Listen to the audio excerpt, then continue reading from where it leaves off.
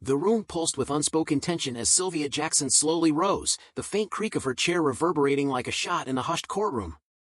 Dressed in a modest navy blouse and black slacks, she stood tall, her demeanor exuding a fragile calm that defied the rising whispers around her. Here was the woman who had transformed the Lincoln Community Center into a sanctuary for struggling families, a beacon of hope in Springfield, Missouri. And yet, she was now the accused, sitting at the defendant's table, her reputation weighed down by allegations of betrayal. Could this truly be the same woman? Judge Henry Colburn, a man whose reputation for unyielding rigor preceded him, sat behind the bench, his sharp eyes magnified by silver-framed glasses. The fluorescent lighting cast a cold glow on his impassive face as he skimmed the file before him, each turn of the page carrying the gravity of judgment. Sylvia's attorney, Gerald Price, a veteran of the courtroom with weathered features to match, leaned in and whispered something in her ear. She responded with the slightest shake of her head, her lips pressed into a firm line that spoke of quiet resolve. When Judge Colburn addressed her, his voice sliced through the tension like a gavel striking wood. "Mrs. Jackson, how do you plead to the charges of embezzlement brought against you?" Sylvia lifted her chin, her gaze steady and unflinching. "Guilty, Your Honor." Gasps rippled through the courtroom like a sudden gust of wind. An elderly woman in the second row clutched her pearls, her mouth falling open in disbelief.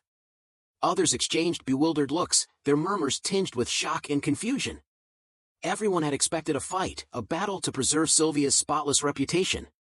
After all, she wasn't just a community figure, she was its heart. Judge Colburn's eyes flicked up from the file, locking onto Sylvia with a gaze sharp enough to cut steel. "You understand what this plea entails?" he asked. "There will be no trial. This court will proceed directly to sentencing." "Yes, Your Honor," Sylvia replied, her voice unwavering. From the gallery, a young man sprang to his feet, his voice ringing out in defiance. "She didn't do it. She wouldn't steal." His outburst ignited a wave of murmurs, voices rising in agreement. But the judge's gavel came down hard, restoring order with a sharp crack. Sylvia turned slightly toward the crowd, her face softening as though she wanted to respond, but her resolve kept her silent. Judge Colburn leaned back, his fingers steepled as he studied Sylvia, the air thick with anticipation. Finally, he shifted his gaze to the prosecutor. "Before we proceed, I'm ordering a brief recess." The murmurs resumed, louder this time, as speculation rippled through the crowd. Gerald Price's brow furrowed in confusion, but Sylvia remained composed, her hands clasped tightly in front of her, her expression an enigma of calm underpinned by an invisible storm. As the judge rose and the bailiff escorted Sylvia to a side chamber, the courtroom erupted into a cacophony of frantic whispers. "What's going on?" someone hissed. "He's supposed to sentence her now," another voice replied. The tension hung in the air, thick and heavy, as if the walls themselves were holding their breath. In the private chamber, Sylvia sat across from Judge Colburn, the din of the courtroom fading to a distant hum. His face, lined with decades of dispensing justice, carried a mix of curiosity and stern resolve. Leaning forward, he fixed her with an intense stare. "Why are you doing this, Mrs. Jackson? The evidence against you is shaky at best." Sylvia's hands trembled as she clasped them together, her gaze falling to her lap. She drew in a ragged breath. "Because it's true," she said softly, though her voice wavered with fear. "I'm guilty." Judge Colburn's eyes narrowed. "I don't believe that for a second." His words hung in the air, a challenge laced with disbelief. The conversation had shifted, this wasn't about the law anymore. This was about uncovering the truth hidden beneath layers of silence and sacrifice. Sylvia's response came as a whisper, her words trembling under the weight of their implication. "Sometimes, people do things they wouldn't normally do when they're left with no choice." Colburn straightened, her words striking a chord. "No choice? Are you saying someone forced you into this?" His voice was steady, but the question carried the weight of urgency. Sylvia opened her mouth, but no words came. Her gaze darted to the flickering light in the corner, as though searching for an escape. The silence stretched, thick and suffocating. "Mrs. Jackson," Colburn pressed, his tone firm but almost imploring. "Withholding the truth could lead to a grave injustice, not just for you, but for everyone involved." Tears welled in Sylvia's eyes, but she refused to let them fall. "You don't understand," she whispered, her voice barely audible. "If I speak, people I love could get hurt." Colburn's expression hardened, his mind racing as he pieced together the puzzle. "This case doesn't add up," he said, pacing the small room. "The evidence is thin. The timeline is a mess. I don't believe for a second that you embezzled that money, Mrs. Jackson. I think you're protecting someone. Am I wrong?" Sylvia's head dipped, her voice a fragile thread of truth. "You're not wrong," she admitted. "But I can't prove it."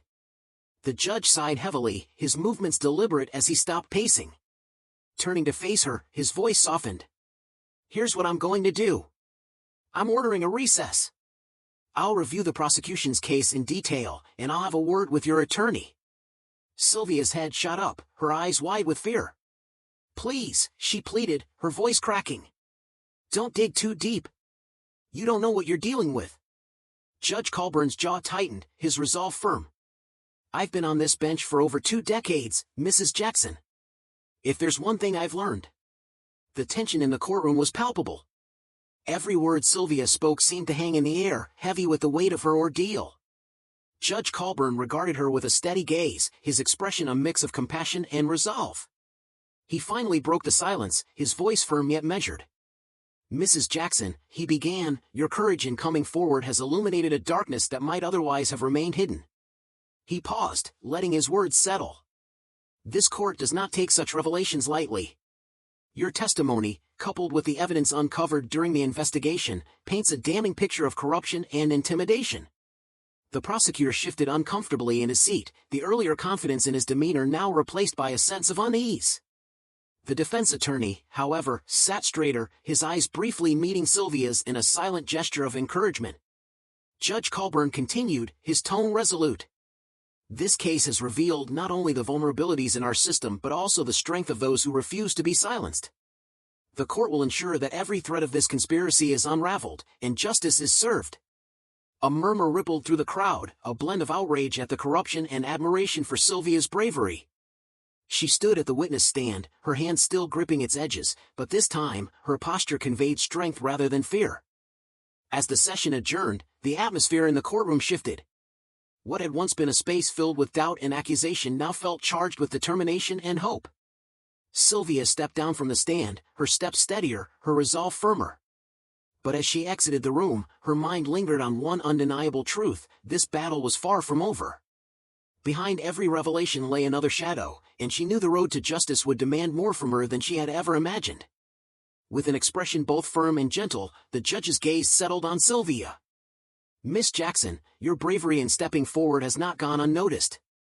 You've endured what no one should ever have to face, and your resolve to stand for the truth is nothing short of commendable." The judge then turned to the courtroom gallery, his voice carrying weight and reflection. "This case highlights a disturbing reality: how fear and power can be weaponized against the most vulnerable. It's a stark reminder that justice is not merely about laws but about people." As Sylvia descended from the stand, the room erupted into applause. For the first time in what felt like forever, a faint smile graced her face. It wasn't just a moment of personal vindication, it was a victory for all who had been silenced. Yet, Sylvia knew this wasn't the end. Her fight had transcended her own name, it had become a mission to ensure no one else would endure what she had. The energy in the courtroom lingered, even after the gavel struck to adjourn the session. Outside, a swarm of reporters filled the courthouse steps. Microphones were thrust forward, cameras flashing, as they jostled to capture any fragment of insight from the case's key players. Sylvia, escorted by her attorney, moved through the chaos with purpose. She wasn't here to claim the spotlight, her heart was focused on returning to her family, the ones who had stood steadfastly by her side, awaiting this long-sought justice.